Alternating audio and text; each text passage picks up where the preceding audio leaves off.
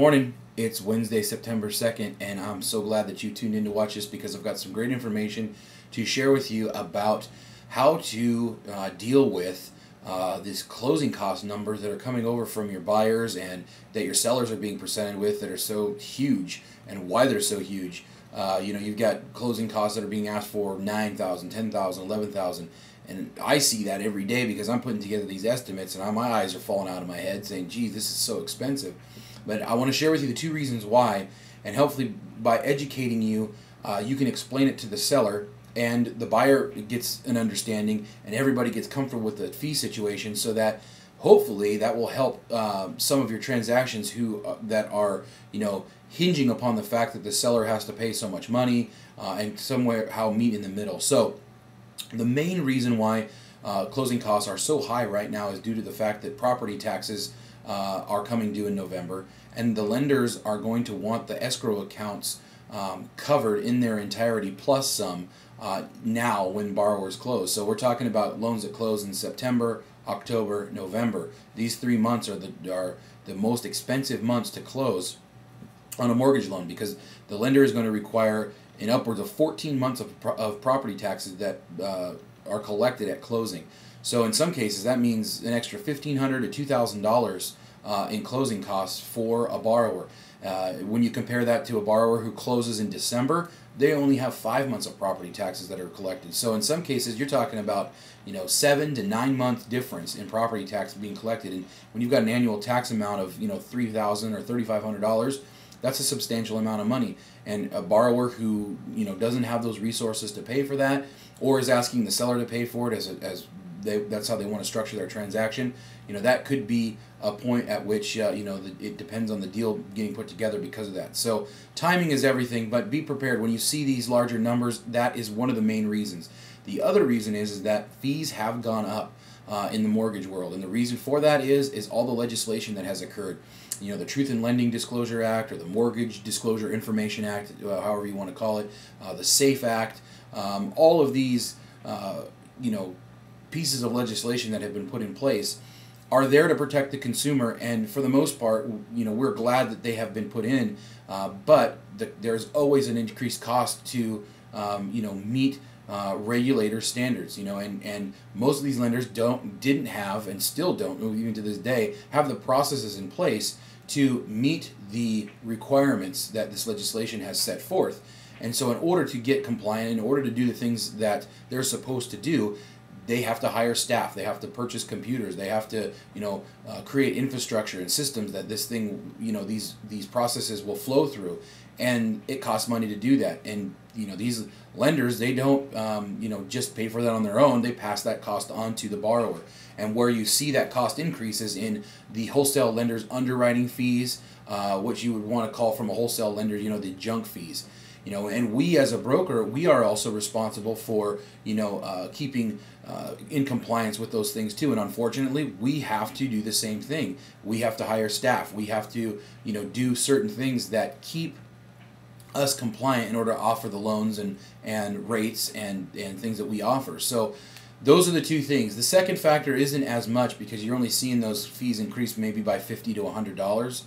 But they are increasing, and the legislation is good for the most part, but it does cost the consumer more. And it's kind of funny because this legislation gets passed on behalf of the consumer, yet the consumer has to pay more for the service that they're receiving because of that legislation. So if it was a perfect world and you got the disclosure laws, you got everything to protect the consumer, it didn't cost them any money, great.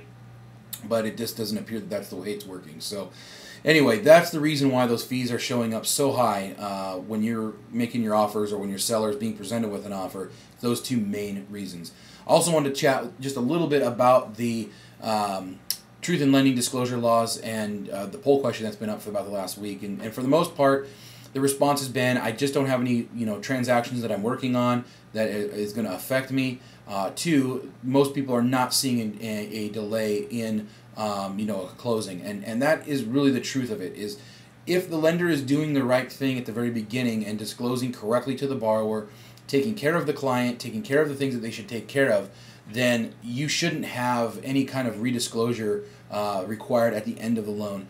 The only reason why that would ever happen, in my opinion, is that if they decided not to lock the loan when the loan application was taken or shortly thereafter, prior to the disclosure period happening, and the rate changed dramatically and the borrower had to take a higher interest rate for whatever reason, the market shifted and they had to take a higher rate, or the borrower decided, you know what, it's in my best interest to buy down a rate. We're going to be in this house for a while. I don't mind paying discount points. I want the lower payment. I want the lower interest rate. Makes sense for me over the life of the loan.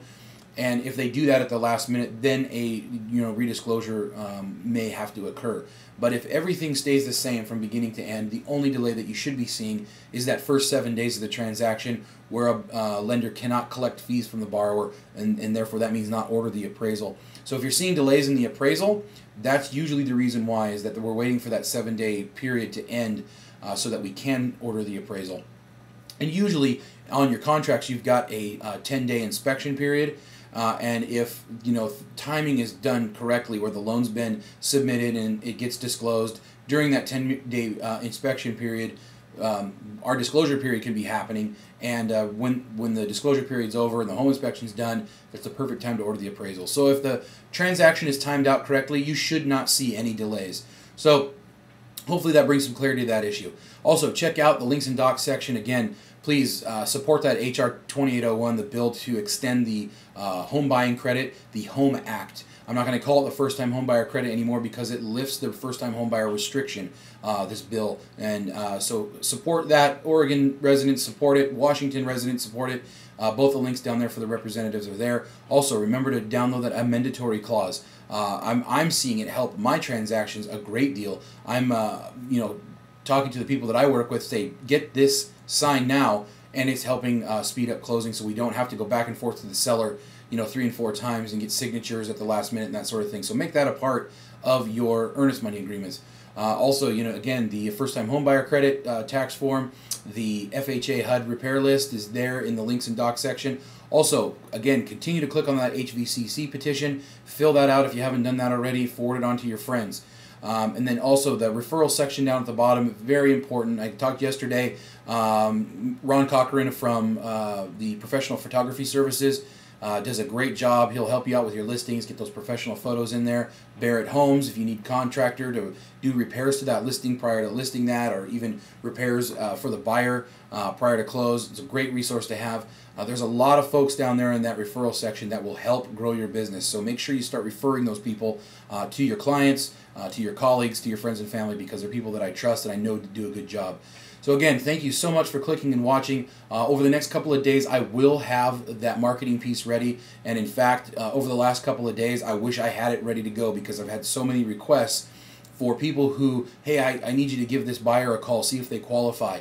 This marketing piece that I'm putting together will be able to accomplish that. You'll be able to do that on your own with this, and build a trust factor with your buyer, with that potential client. So it's going to be something I think that will help tremendously, create a flow of pre-qualified buyers into your business that you probably haven't seen before. So keep an eye out for that. I'm almost done with it. I'll just keep you posted on how things are coming along, and we'll get that out as soon as we possibly can. So again, email me, call me, ask questions, anything you need. I'll get back to you as soon as I possibly can. Thanks again. I'll see you tomorrow.